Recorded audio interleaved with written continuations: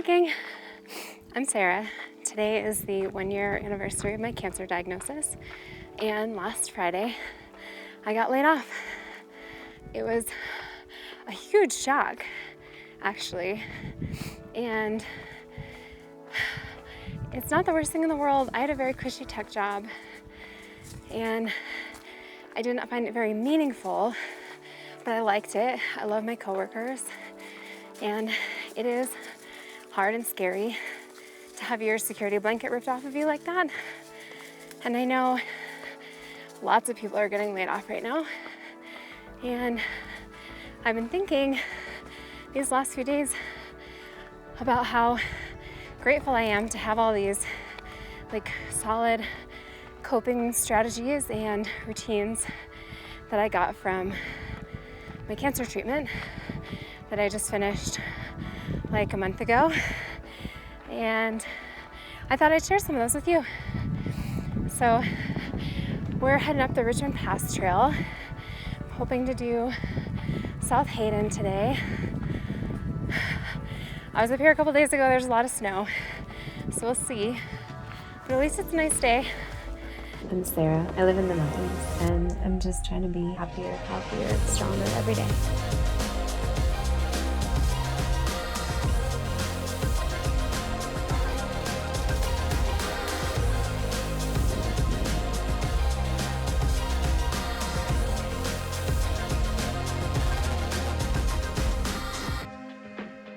Okay, number one, people are gonna hate this, or at least I'm afraid you are, because I hate this. It's the thing that I struggle most to do, and it is the thing that has absolutely hands down worked the best for me in terms of developing resilience and just making me feel good and better on a day-to-day basis. It's meditation. Daily, stupid meditation. I don't know why I hate it so much. I struggle so much to do it. And if I do, even for 5 minutes, but 20 minutes is way better. If I do it, you guys, and this is coming from someone who started meditating in the middle of cancer treatment, right? And I'm telling you, I felt the mentally healthiest I have in my life. Start small. A little bit of meditation every day. It will change your life. Do one of those free mindfulness programs, whatever it takes to get you started, and just make a habit of it. Do it every day. Number two, working on a positive and resilient attitude. What comes naturally to me is actually pessimism, worry, fear of everything. And I work really hard every day to have a good, strong attitude. And here are a couple of things that I do. First, I wake up in the morning and I say my affirmations. This could be really simple. Like in the beginning, when I first found out I had cancer, all I could do was say, I'm good, I'm okay, I'm going to live. But then it's I'm recovering, I'm strong, I'm finding a better job, I'm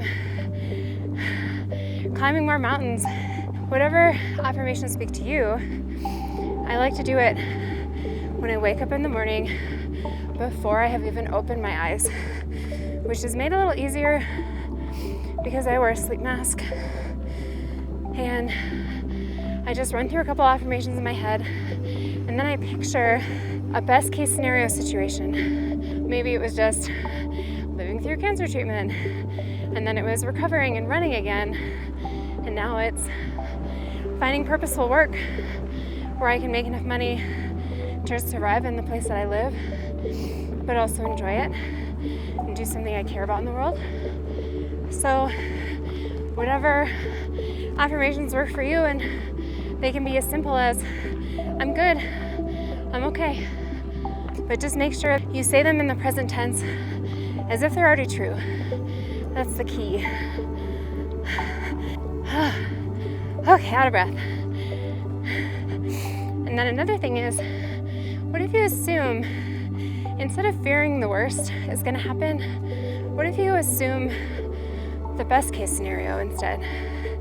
So I'm an aggressive worrier, and it took me a huge amount of work, and it's constant work. I still have to do it every day to not worry about all sorts of things all day long.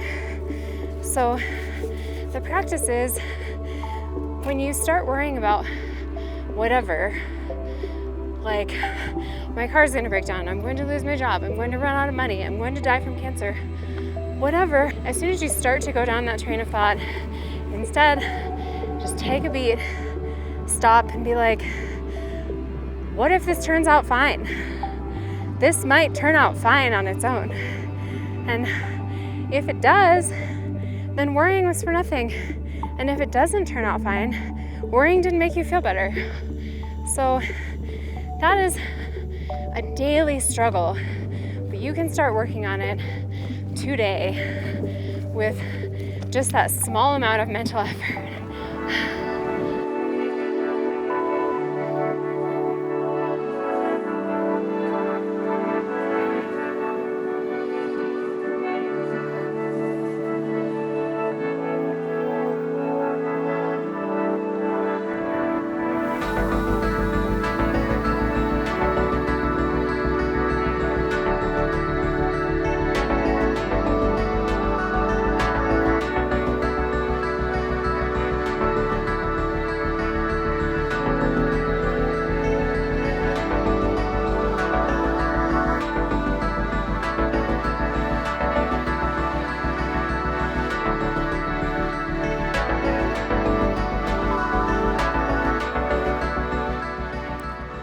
Okay, next one.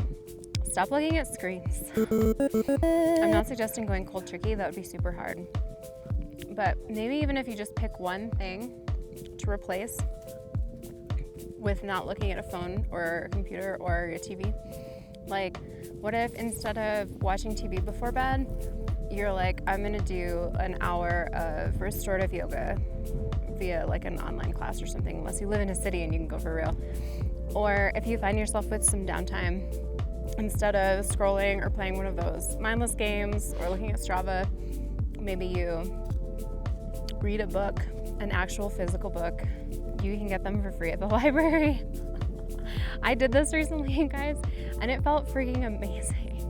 Our poor nervous systems have enough to deal with, and looking at screens all day, this is seriously something that will help out your nervous system a lot if you are willing to put a little bit of effort into it. And, you know, maybe you try it and you really like it. Like, I tried it and I really liked it. We're not going to be able to give up screens completely, right? We need our phones for stuff. We might need our computers for work, etc., whatever. But even just replacing a little bit will make you feel different. I swear.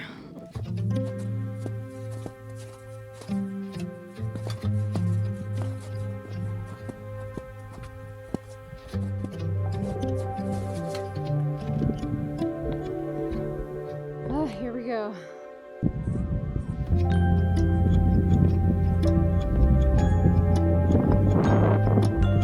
Okay, Christian Pass. The snow is a lot of work, but obviously doable. Okay, I hate to sound like a biohacker bro, but the next one is cold plunge or cold shower. Maybe you've tried it and you hated it. I don't know. But, you know, I got into it because there's clear benefits physically especially for recovery for runners. And I've recommended this to a lot of clients for that reason. But I kept doing it, especially through cancer treatment, because it helped my nervous system so much and it helped my mood. It helped with anxiety and stress, and I was just more likely to feel good and calm and relaxed on days that I cold plunged. And I noticed, especially during chemo, if I stopped cold plunging because I was worried about stressing my system out too much, then I would feel more stressed. Like I wouldn't feel as good mentally. So take it or leave it. I think cold showering is a lot harder, but to start out, cold showering is like just as good, and you can do it for free in your house, and you don't even have to do it for very long. You know, because I'm a girl and I have to work with my hormones, you know, I do 1 to 3 minutes of cold plunging every day at like 45 to 50 degrees. So it doesn't have to be super extreme or super long to get that mental health benefit.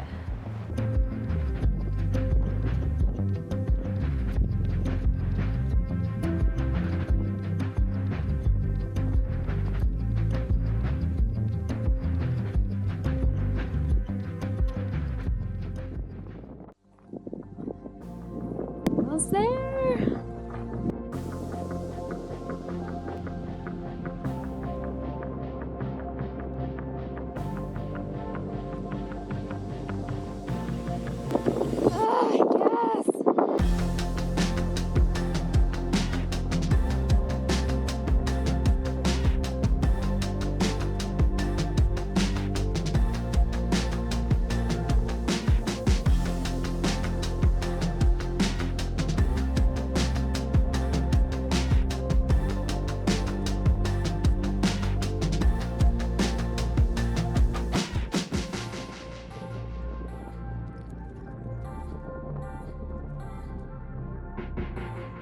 Okay, the next thing is have a routine.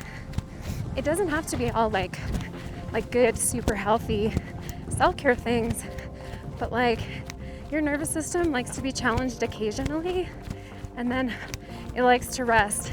And one great way to rest is to give it a routine. So like, even if your routine is like, you wake up in the morning, you get your coffee, you read a book, you take a 1 mile walk, and you watch TV in the bath, like, I don't care.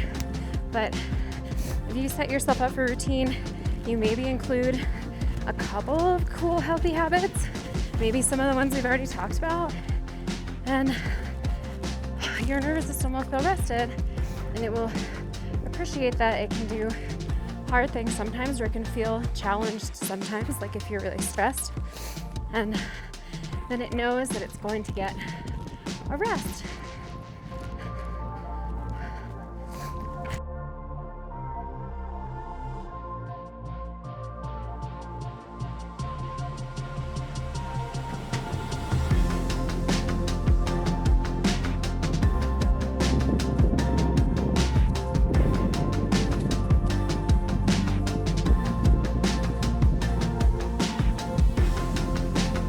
If you guys found this useful, tell me in the comments. Thanks for watching. Let's get out of here.